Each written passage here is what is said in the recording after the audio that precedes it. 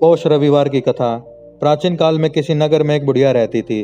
वह प्रत्येक रविवार को सुबह उठकर स्नानादि से निवृत्त होकर आंगन को गोबर से लीपकर स्वच्छ करती थी। उसके बाद सूर्य भगवान की पूजा करने के बाद भोजन तैयार कर भगवान को भोग लगाकर ही स्वयं भोजन करती थी।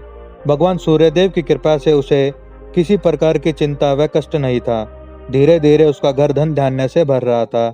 उस बुढ़िया को सुखी होते देख उसकी पड़ोसन उससे बुरी तरह जलने लगी। बुढ़िया ने कोई गाय नहीं पाल रखी थी, अतः रविवार के दिन घर लीपने के लिए वह अपनी पड़ोसन के आंगन में बंधी गाय का गोबर लाती थी। पड़ोसन ने कुछ सोचकर अपनी गाय को घर के भीतर बांध दिया। रविवार को गोबर न मिलने से बुढ़िया अपना आंगन नहीं लीप सकी। आंगन न लीप पाने के कारण उस बुढ़िया ने सूर्य भगवान को भोग नहीं लगाया और उस दिन स्वयं भी भोजन नहीं किया। सूर्यास्त होने पर बुढ़िया भूखी प्यासी सो गई। इस प्रकार उसने निराहार व्रत किया। रात्रि में सूर्य भगवान ने उसे स्वप्न में दर्शन दिए और व्रत न करने तथा उन्हें भोग न लगाने का कारण पूछा। बुढ़िया ने बहुत ही करुण स्वर में पड़ोसन के द्वारा घर के अंदर गाय बांधने और गोबर न मिल पाने की बात कही।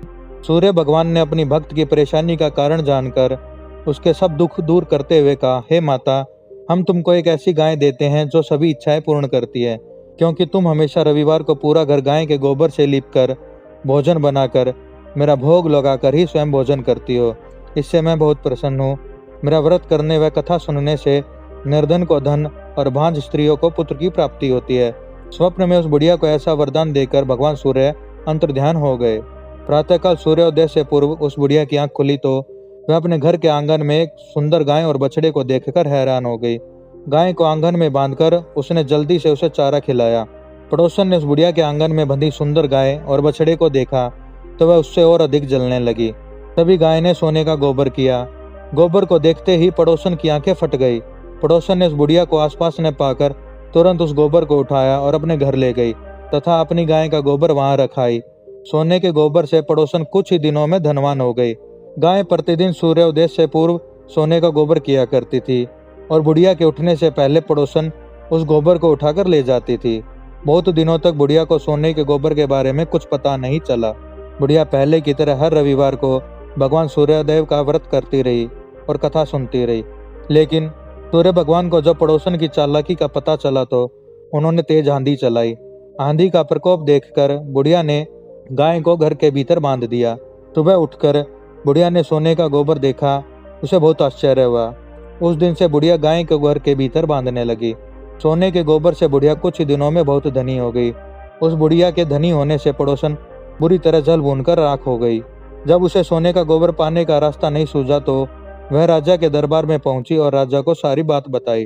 राजा को जब बुढ़िया के पास सोने के गोबर देने वाली गाय के बारे में पता चला तो उसने अपने सैनिक भेजकर बुढ़िया की गाय लाने का आदेश दिया। सैनिक उस बुढ़िया के घर पहुंचे। उस समय बुढ़िया सूर्य भगवान को भोग लगाकर स्वयं भोजन ग्रहण करने वाली थी। राजा के सैनिकों ने गाय को खोला और अपने साथ महल की ओर ले चले। बुढ़िया ने सैनिकों से गाय को ना ले जाने की प्रार्थना की।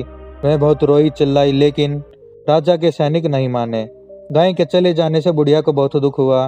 उस दिन उसने कुछ नहीं खाया और सारी रात सूर्य भगवान से गाय को पुनः प्राप्त करने हेतु प्रार्थना करने लगी। दूसरी ओर राजा गाय को देखकर बहुत खुश हुआ, लेकिन अगले दिन सुबह जैसे ही वह उठा सारा महल गोबर से भरा देखकर घबरा गया। उसी रात भगवान सूर्य उसके सपने में आए और बोले, हे राजन, यह गाय वृद्धा को लौटाने में ही तुम्हारा भला है। रविवार के व्रत से प्रसन्न होकर ही उसे यह गाय मैंने दी है। सुबह होते ही राजा ने वृद्धा को महल में बुलाकर बहुत से धन के साथ सम्मान सहित गाय लौटा दी और क्षमा मांगी। इसके बाद राजा ने पड़ोसन को दंड दिया। इतना करने के बाद राजा के महल से गंदगी दूर हो गई। उसी दिन राज्य में घोषणा कराई कि सभी स्त्री पुरुष रविवार का व्रत किया करे। रविवार का व्रत करने से सभी लोगों के घर धन धान्य से भर गए, चारों ओर खुशहाली छा गई और सभी लोगों के शारीरिक कष्ट दूर हो गए। ओम नमः सूर्यदेव वासुदेवाय नमः। ओम नमः शिवाय। तो दोस्तों, मैं उम्मीद करता हूँ कि आपको भी ये कहानी अच्छी लगी होगी। तो हमें कमेंट करके जरूर बताएं और वीडियो को लाइक करें और चैनल को सब्सक्राइब करना मत भूलिएगा। धन्यवाद।